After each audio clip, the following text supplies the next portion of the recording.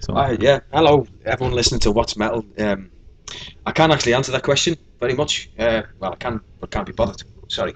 But my name's Vincent, and I play in a band, and it's called Anathema at the moment. It might be called something else very soon. Never say. you're coming from Liverpool. Yeah. Also, the Beatles started there. Is Yeah. there any local worship? Local worship.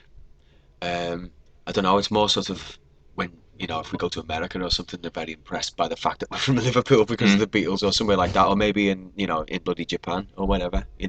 But in Liverpool itself, no, not that much. Because people have a certain attitude in Liverpool as well. I mean, nobody is allowed to walk around thinking they're king shit. Because it's just like, who the fuck do you think you are? But yeah, I mean, musically speaking, Liverpool's brilliant. Well, I'm very proud of the fact that Beatles were from there, but I'm not really proud of anything else from Liverpool. Just that. Okay. Yeah. I love the Beatles, by the way. Oh, okay. Yeah. First band that I ever played when I was about 3 years old. Oh. My grandmother's house, Wow. Putting the thing on the gramophone, Yeah, I want to hold your hand. So in the very early days, I think Anathema was called Pagan Angel. Yeah, wow. And what Very about good research you've done here. What about the songs you wrote back then? Have they also appeared on the demos later on? Which demos? So the Anathema demos, an Elliot of Woos and. Yeah, but do you mean the songs that we wrote then there on the demos? Yeah, of course, yeah. When it came to do the album, they were different songs. A couple of them were kept, some weren't. But that was a long time ago.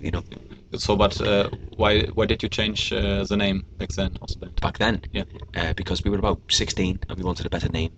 We were 16-ish, 16, 17-ish. We were thinking, what should we call ourselves? Yeah, Pagan Angel. Nah, it's a bit cheesy. Maybe something else.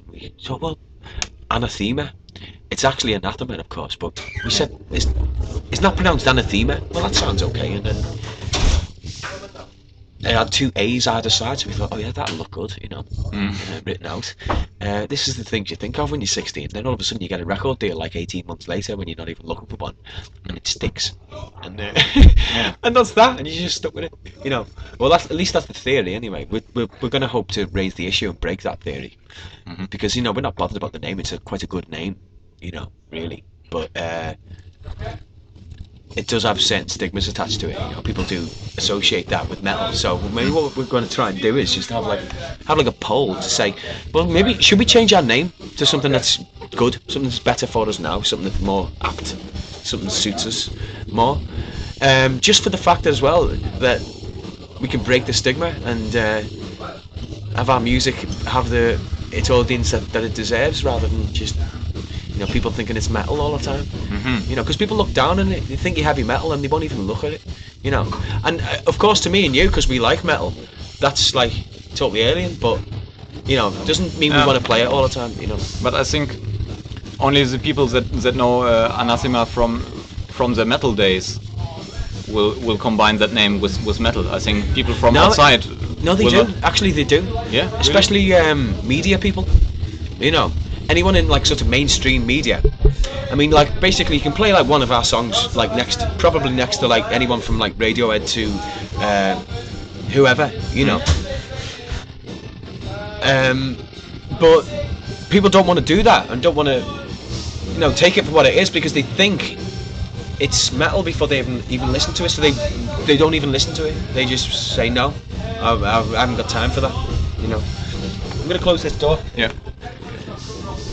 I don't really want to like convince anybody else that they should think or do anything otherwise, right? But one thing I do feel strongly about is the fact that we're playing music that's just what it is, and it would be nice for people to just treat it for what it is, rather than have some sort of daft preconception, which is like very, very wide of the mark. But if you change your name, then well, actually, that, you know what, we might do it, we might not do it. We'll see. But I think we'd like to do it because it's something more apt to, something that suits us more now. We'd like to do it, but we'll see. I mean, it does raise the issue, and it is an important point. But it's important for any band, really. Any band out there that doesn't really give a fuck about playing what record companies or magazines want them to play. That just follows what music they've got inside them and whatever way they want to go. And when you do that, as you grow as a person, your music changes because you grow and you want to do new things. You just look forward to, you don't really want to stick playing the same thing over and over again. You just want to do new stuff, and it doesn't matter what it is. It's anything. It can be absolutely anything. So, but there are certain stigmas that are in the music industry, categories that you have to stick by, and people do follow those rules, and it's good to break down them. Yeah. So okay, we'll see what will happen there. Yeah. So one more thing concerning the early days. What happened to Jamie? Yeah, funny you should bring it up, because it was a long time ago, But Jamie just walked through then. That was really? Jamie then. He's roadieing with us now. Yeah. And he did in the first days anyway. Of course, as soon as we started doing gigs, he wanted to. Sorry, we're just borrowing your room for. He wanted to go to college and he wanted to go more into the musical producing side of things, and he went to like the performing arts school run by Paul McCartney in Liverpool, the Lipper it's called, and did sound engineering and things like that. Then moved to Holland, So, but this is the first time he's been roadieing for us again for a while. So yeah, that's what he's doing. Yeah. Okay, then there was a single release. Single was called "They Die." The material on that single, is that directly taken from the demo before? No, that's a separate thing. Separate recording. Yeah, which was only supposed to be a 1,000 pressing. I think some more got pressed, Yeah.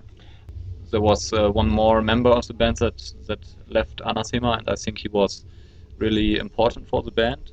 I'm talking about Duncan. Yeah. I think he has a band now called Antimatter, stuff like that. So what is he doing right now? What do you think was his influence on Anathema in the past years? And he's doing his own music. He's doing exactly what he wants to do. But it wasn't just the fact of leaving the band, and it was all sorts of things. Everybody at that time of their lives was in a big turning point. Anyway, without us even realising it, we were just in it. We didn't have time to sit and think what was going on because it was just happening, and it was swinging in all sorts of directions for a while. Nobody knew what was going to happen. And then it just became apparent that we had to try and stay together and do what we do. And Duncan just was already completely disenchanted with the music industry and being under contract and having to deliver, and he hated all of that, and he just wanted to do his own thing and pursue his own music as well, because he sort of outgrew it in a way as well, because he grew as a songwriter with us into a point where he could write an entire album. But with us, it was never really like that anyway, because everybody wants to write and everybody wants to have, and everybody wants to contribute and everybody does. So it's always an equal thing, this band, but don't, he just sort of outgrew it really, he just, it's just, I absolutely love his stuff. I think his new stuff is brilliant. And he's much happier, and it's completely different to Anathema, so that's obviously why. It's just a musical evolution within one person, or within all of us. But for a lot of reasons, we want to stick together as individuals. Me, John, Danny, and Les want to write together, but write individual songs, but play them together in the future. So it was no internal competition or stuff. No, it was a mad time. It was just mad is just not even the right way to put it. You can't. I wouldn't want to put it into words right now. You know what I mean? But it was a turning point for everybody. And it was a very positive thing. We're still all really good friends. You know what I mean? We all love Duncan, and he really likes the band now. As well, and we like his stuff, and whatever. I mean, we're mates. We're just mates. Yeah. I'll never change. Okay, very good. So, Talking about the European tour that will follow in November, December, are there any dates confirmed yet? Any support bands? Not support bands, and considering you're probably most interested in Germany, there's only a couple that are confirmed so far, which is like Stuttgart and Munich, I believe, in the south of Germany. But after that, we're coming back through the eastern, central, and northern Germany as well. So we should get pretty much everywhere, really, somewhere close by to everywhere. We're really looking forward to like doing what we do now, coming out and doing our own gig. We would love to have the big production and the big everything to bring with it, but we're not going to get paid enough money to be able to do that. We can just about, bring ourselves and our equipment over. So, but it's still, absolutely the thing we'd most rather do than anything else. We've been managing ourselves for a year now, and we're getting things under control and doing things the right way for us. And that involves different things. We've got a new agent now, which is now we're starting to get realistic sort of reactions from everybody, from promoters and whatever, a realistic setup rather than getting fucked over by managers. So that's a very good point. Tour managing. Our listeners, I think, would really like to hear that story where you kidnapped a guy called Peter Schramm. I think he's now doing the Ablaze magazine, very famous black metal magazine in Germany. So please tell us the story.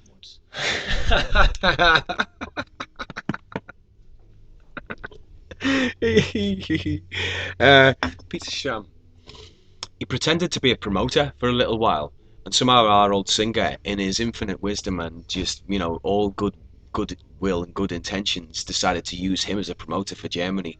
When we finally got there, we realised that he hadn't done any promotion whatsoever, and nobody was going to come to the gigs because nobody knew about him, just like a little bit of word of mouth.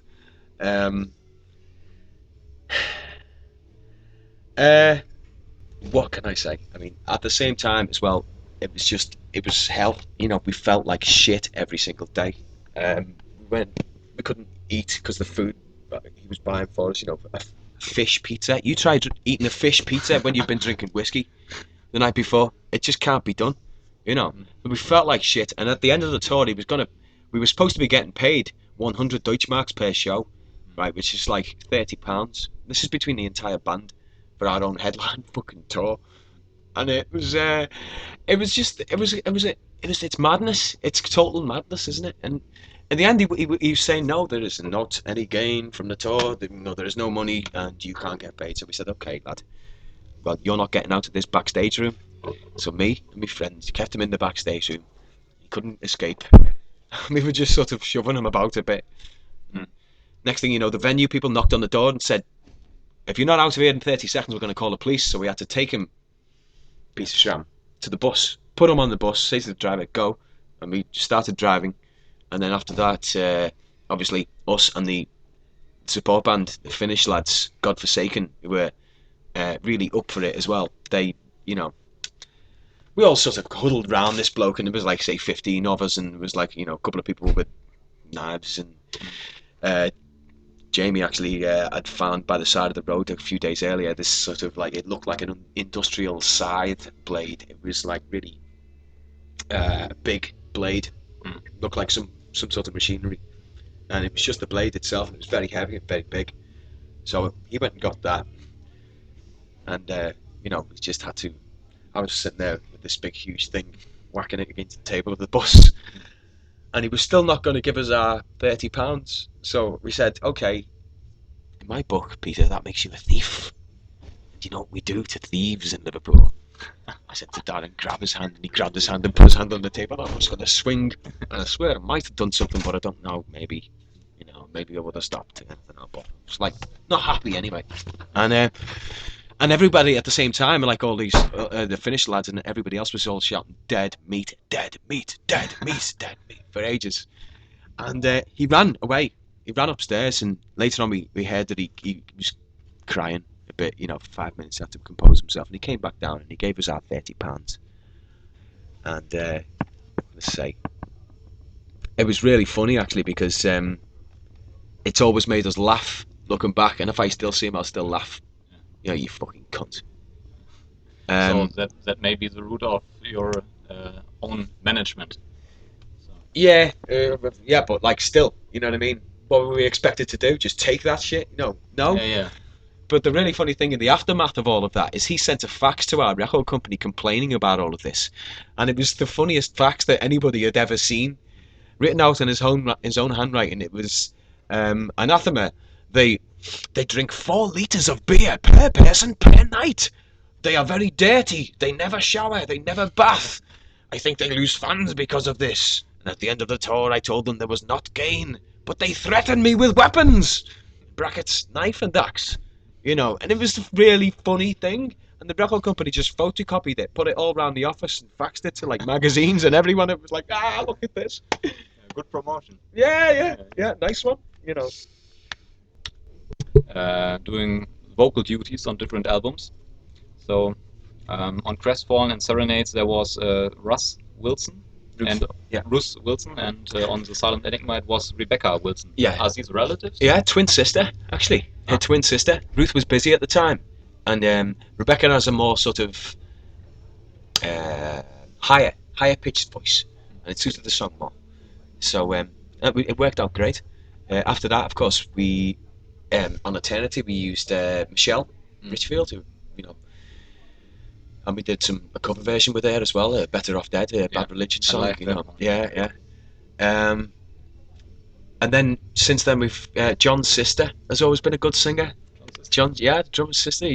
She's always been a great singer, you know. But and you know, we asked her to sing on Judgment and sing on the new one, and she's sang live with us as well. Yeah, she's the only female singer to have ever sung live with us. And that worked out really well. I think it was in Paris. Okay, so and one final question.